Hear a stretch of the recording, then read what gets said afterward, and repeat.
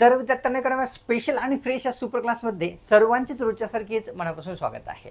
Super क्लासमध्ये आज देखील या ठिकाणी आपण कल्याण डोंबिवली महानगरपालिका भरतीसाठी स्पेशल असलेले जनरल नॉलेज कव्हर करणार आहोत। सर्वांनी सुपर क्लासला सुरूपासून शेवटपर्यंत नक्कीच पाहायचं आहे। अतिशय महत्त्वाची सूचना, जर तुम्ही सरळ सेवा भरती कोणतीही असो तयारी करत असाल तर आणि या ठिकाणी कल्याण डोंबिवली महानगरपालिका भरतीची देखील तयारी करत असाल तर विद्यार्थ्यांनो आपल्यासाठी काय केलेली आहे, 560 पेजेसची आपण एक PDF तयार केलेली आहे। ही PDF सध्या हा जो सुपर क्लास पाहून घेत असाल तर आपल्याला 250 मध्ये ही मिळत आहे। या PDF मध्ये आपल्याला काय मिळणार आहे, माहितीचा अधिकार अधिनियम 2005 संपूर्ण मिळणार आहे। अधिनियमावर कोणताही प्रश्न पडेल PDFच्या बाहेरचा येणार नाही, 100% खात्री आहे। तसेच महाराष्ट्र महानगरपालिका अधिनियम 1949 मधील महत्त्वाचे कलमे मिळणार आहेत। तसेच इतिहास मधील A to Z समाजसुधारक असतील इन डिटेल मध्ये आपल्याला MCQ मिळणार आहे। एवढे डिटेल मध्ये कुठेही मिळणार नाही याचीही खात्री आहे। तसेच विज्ञानवरील 500+ MCQ मिळणार आहेत, भूगोलवरील देखील MCQ मिळणार आहेत, अर्थशास्त्र असो, जनगणना 2011 असो, सर्व काही कव्हर केलेले आहे। आता जोही इच्छुक विद्यार्थी आहे PDF ला घेण्यासाठी विद्यार्थ्यांना या ठिकाणी या नंबरवर आपल्याला कॉल नाही करायचा आहे, WhatsApp करायचा आहे। सर्वांना मनापासून रिक्वेस्ट आहे। तसेच तुम्ही चॅनलवर नवीन असाल तर सबस्क्राइब लगेच करून घ्या, सबस्क्राइब करणे एकदम फ्री असते। चला मग सुपर क्लासला सुरुवात करूया। सर्वात पहिला प्रश्न कव्हर करूया। प्रश्नात विचारलेला असा आहे, महाराष्ट्रातील सर्वात जुनी महानगरपालिका कोणती आहे ते सांगायचं आहे। जशी सर्वात पहिली आपण पूर्वी कव्हर केलेली आहे, आता जुनी सांगायची आहे की कोणती आहे। बृहन्मुंबई, कल्याण डोंबिवली, नांदेड किंवा अमरावती। ऑप्शन्स क्रमांक या ठिकाणी 1 योग्य आहे। बृहन्मुंबई महानगरपालिका ही महाराष्ट्रातील सर्वात जुनी असलेली आपल्या सर्वांना लक्षात घ्यायची आहे। कव्हर करूया प्रश्न दुसऱ्या क्रमांकाचा। प्रश्नात विचारलेला आहे, भारतीयांना मूलभूत हक्क प्रदान करावीत अशी प्रमुख मागणी पुढीलपैकी कोणी केलेली होती। काय प्रदान करावे, तर मूलभूत हक्क प्रदान करावीत अशी मुस्लिम लीगने केली होती का, नेहरू रिपोर्ट, आत्मीय सभा किंवा राष्ट्रीय काँग्रेस। ऑप्शन्स क्रमांक या ठिकाणी 2 योग्य आहे। नेहरू रिपोर्टने अशी प्रमुख मागणी केली की भारतीयांना मूलभूत हक्क प्रदान करावीत। प्रश्न तिसरा, केदारनाथ हे ज्योतिर्लिंग स्थान भारतातील कोणत्या राज्यामध्ये स्थित आहे सांगायचं आहे। ज्योतिर्लिंग आहे केदारनाथ हे विचारलेलं। उत्तरांचल किंवा उत्तराखंड, महाराष्ट्र, गुजरात किंवा मध्य प्रदेश। ऑप्शन्स क्रमांक 1 म्हणजेच उत्तराखंड या राज्यामध्ये केदारनाथ हे ज्योतिर्लिंग स्थान स्थित आहे। प्रश्न कव्हर करूया चौथा, पर्यावरण दिवस हा कोणत्या दिवशी साजरा केला जात असतो ते आपल्याला विचारलेलं आहे। कोणता पर्यावरण दिवस, 5 जून, 2 जून, 3 जून किंवा 6 जून। ऑप्शन्स क्रमांक या ठिकाणी 1 योग्य आहे। म्हणजेच काय, तर 5 जून या दिवशी विद्यार्थ्यांनो काय साजरा केला जात असतो, तर पर्यावरण दिवस हा साजरा केला जातो। कव्हर करूया प्रश्न या ठिकाणी पुढचा। प्रश्न 5वा, ओंकारेश्वर हे ज्योतिर्लिंग स्थान कोणत्या राज्यामध्ये स्थित आहे ते विचारलेलं आहे।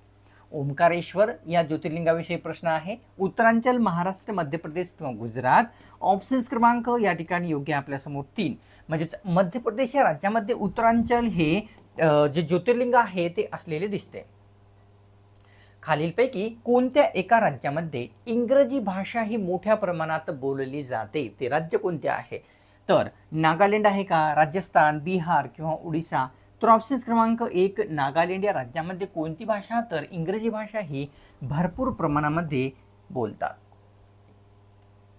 कव्हर करूया 7वा प्रश्न, कोळसा खाणीमधून बाहेर पडणारे टाकाऊ पदार्थामध्ये कोणते घातक प्रदूषक असते ते सांगायचं आहे।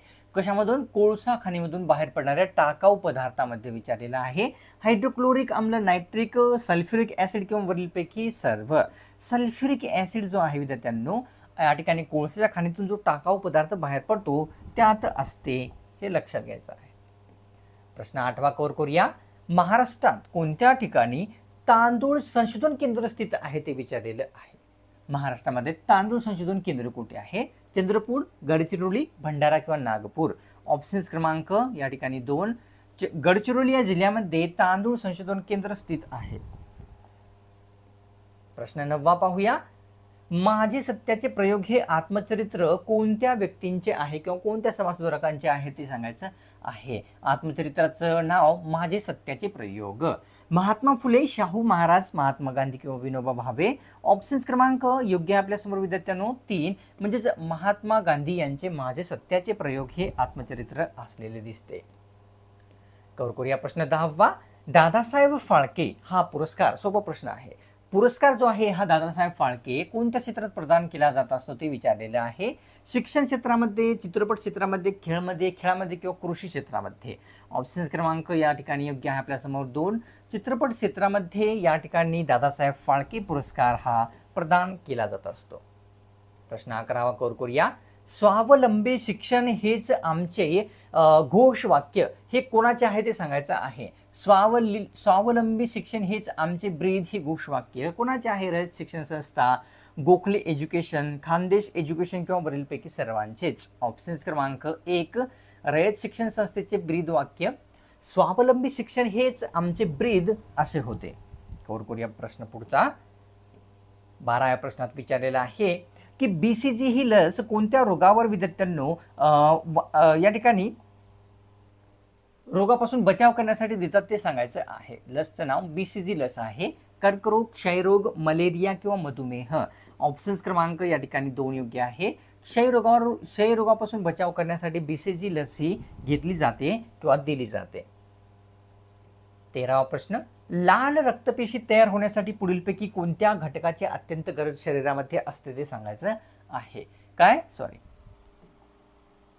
चला, तर या ठिकाणी जीवनसत्व C, प्रथिने, कर्बोदके किंवा कॅल्शियम. तर विचारलेलं आहे लाल रक्तपेशी तयार होण्यासाठी, तर ऑप्शन्स क्रमांक 1 म्हणजेच जीवनसत्व C हे अत्यंत गरजेचे असते. जीवनसत्व C हे शरीरामध्ये साठवले न जाणारे एकमात्र जीवनसत्व आहे जे की 3 ते 4 महिन्याच्या जास्त शरीरामध्ये साठवू शकत नाही. तर प्रश्न 14वा. औष्णिक ऊर्जा उत्पन्नासाठी प्रामुख्याने कशाचा वापर केला जात असतो? प्रामुख्याने म्हणजे सर्वात जास्त कशाचा वापर होत असतो औष्णिक ऊर्जा निर्मितीसाठी? दगडी कोळसा, डिझेल, पेट्रोल किंवा सौर ऊर्जा. ऑप्शन्स क्रमांक 1 दगडी कोळशाचा वापर सौर ऊर्जा निर्मितीसाठी प्रामुख्याने केलेला दिसतो. कव्हर करूया प्रश्न पुढचा. प्रश्न 15वा. जातीय निवाडा विरुद्ध महात्मा गांधी यांनी कोठे उपोषण धरलेले होते? जातीय निवाडा विरुद्ध महात्मा गांधी यांनी उपोषण धरलेले होते हे सर्वांना माहीत असेल, पण कोणत्या जेलमध्ये किंवा कारागृहात धरले होते हे माहीत नसेल. एरवाडा, हायकोर्ट, राजकोट किंवा मद्रास येथे. तर ऑप्शन क्रमांक 1 योग्य राहील. एरवाडा या जेलमध्ये जातीय निवाडा विरुद्ध महात्मा गांधी यांनी उपोषण धरलेले दिसते. कव्हर करूया प्रश्न या ठिकाणी 16वा. नाशिक या जिल्ह्यामध्ये खालीलपैकी कोणते थंड हवेचे ठिकाण स्थित आहे? जिल्हा आहे नाशिक या जिल्ह्यामध्ये विचारलेले. माथेरान, तोरणमाळ, साल्हेर किंवा वरील नाही. तर या ठिकाणी मित्रांनो ऑप्शन्स क्रमांक आपल्यासमोर योग्य आहे. आपल्यासमोर 3 साल्हेर हे जे आहे या ठिकाणी नाशिक जिल्ह्यातील थंड हवेचे ठिकाण असलेले कळते. पाक्षिक हे वृत्तपत्र दर किती दिवसाला प्रकाशित केले जाते ते सांगायचं आहे. कोणते? पाक्षिक हे वृत्तपत्र तर 5 दिवसाला, 7 दिवसाला, 10 किंवा 15. तर ऑप्शन क्रमांक 4 दर 15 दिवसाला जे आहे पाक्षिक वृत्तपत्र हे प्रकाशित केले जाते हे लक्षात घ्यायचं आहे. कव्हर करूया प्रश्न पुढचा. प्रश्न 18वा. भालचंद्र नेमाडे यांचे खालीलपैकी कोणते पुस्तक नाही ते आपल्याला विचारलेलं आहे. भालचंद्र नेमाडे यांचे नसलेले पुस्तक कोसला, बिदर, पावनखिंड किंवा जरीला. तर नसलेले म्हटलं तर ऑप्शन क्रमांक 3 पावनखिंड हे नाही, तसेच जरीला, बिदर, कोसला हे सर्व भालचंद्र नेमाडे यांचे पुस्तक आहेत. कव्हर करूया प्रश्न 19वा. कलम 32 हे कशाशी संबंधित असलेले कलम आहे ते विचारलेलं आहे. संविधानातील कलम 32 विषयी प्रश्न आहे. मूलभूत अधिकाराशी संबंधित आहे का? संपत्तीचा अधिकार, वरील दोन्ही किंवा वरील पैकी नाही. ऑप्शन क्रमांक या ठिकाणी 1 म्हणजेच मूलभूत अधिकाराशी संबंधित कलम 32 हे संविधानामध्ये आहे. प्रश्न 20वा. सियाचीन ग्लेशियर हे कोणत्या ठिकाणी स्थित आहे ते आपल्याला प्रश्नात विचारलेलं आहे. काय विचारलेले आहे? सियाचीन ग्लेशियर अरुणाचल प्रदेश, गुजरात, राजस्थान किंवा जम्मू काश्मीर. ऑप्शन्स क्रमांक 4 जम्मू काश्मीर येथे जे आहे सियाचीन ग्लेशियर असलेले लक्षात येते. प्रश्न 21वा पाहूया. कास पठार महाराष्ट्रातील कोणत्या जिल्ह्यात आहे ते सांगायचं आहे. पठाराचं नाव कास पठार आहे. सातारा, सांगली, पालघर किंवा जालना. ऑप्शन्स क्रमांक 1 म्हणजे त्या ठिकाणी कास पठार हे सातारा जिल्ह्यामध्ये असलेले लक्षात घ्यायचं आहे की आहे असे. प्रश्न 22वा कव्हर करूया. महाराष्ट्रातील मुख्य अन्नधान्य सोपा प्रश्न आहे, तुम्हाला सर्वांना जो उत्तर येत असेल. आपल्या राज्यातील मुख्य अन्नधान्य कोणते आहे? ज्वारी, तांदूळ, मका किंवा सोयाबीन. ऑप्शन्स क्रमांक 1 योग्य राहील. ज्वारी हे आपल्या राज्यातील प्रमुख एक या ठिकाणी पीक असलेले लक्षात येते किंवा अन्नधान्य. लॉर्ड डलहौसी यांचा कार्यकाल पुढीलपैकी कोणता आहे ते विचारलेलं. व्यक्ती आहेत लॉर्ड डलहौसी. 1848 ते 56, 1850 ते 56, 1852 ते 60 किंवा 1844 किंवा 50 ते. तर ऑप्शन क्रमांक 1 योग्य आहे. लॉर्ड डलहौसीचा कार्यकाल 1848 ते 56 या वर्षापर्यंत असलेला लक्षात घ्यायचा आहे. प्रश्न 24वा. ज्ञानाचे अथांग महासागर पुढीलपैकी कोणास म्हटले जाते ते आपल्याला सांगायचं आहे. ज्ञानाचे अथांग महासागर डॉक्टर बाबासाहेब आंबेडकर यांना, महात्मा फुले यांना, महात्मा गांधी यांना किंवा राजश्री शाहू महाराज यांना. तर ऑप्शन क्रमांक 1 योग्य राहील. डॉक्टर बाबासाहेब आंबेडकर यांना जे आहे ज्ञानाचे अथांग महासागर संबोधले जाते हे कळते. करूया प्रश्न पुढचा. प्रश्न आहे 25वा. नंदुरबार जिल्ह्याला कोणाचा जिल्हा म्हणून ओळखला जात असतो? नंदुरबार जिल्ह्याला आपल्या राज्यातील. तर आदिवासी, शेतकरी जिल्हा, अधिकारी किंवा श्रीमंताचा जिल्हा. तर ऑप्शन क्रमांक 1 योग्य राहील. म्हणजेच नंदुरबारला आदिवासींचा जिल्हा म्हणून ओळखले जाते हे कळते. प्रश्न 26वा करूया. ग्लुकोजचा साठा करणे कोणत्या अवयवाचे मुख्य कार्य आहे ते सांगायचं आहे. कशाचा साठा विचारलेला आहे? ग्लुकोजचा. यकृत, मूत्रपिंड, हृदय किंवा फुफ्फुस. ऑप्शन क्रमांक या ठिकाणी योग्य आहे. एक यकृताचे मुख्य कार्य म्हणजे काय? ग्लुकोजचा साठा करणे हे असलेले आपल्या सर्वांना कळते. करूया प्रश्न पुढचा. प्रश्न 27वा असा आहे. न्यायमूर्ती रानडे यांचे राजकीय गुरु कोणते व्यक्ती होते ते आपल्याला सांगायचं आहे. व्यक्ती आहेत न्यायमूर्ती रानडे हे महात्मा फुले, गोपाळ कृष्ण गोखले, पंडित नेहरू किंवा विनोबा भावे. तर ऑप्शन क्रमांक या ठिकाणी योग्य आहे आपल्या समोर. किती? गोपाळ गोखले यांनी न्यायमूर्ती रानडे यांचे राजकीय गुरु होते हे आपल्याला कळते. पाहूया पुढचा प्रश्न. प्रश्न 28वा.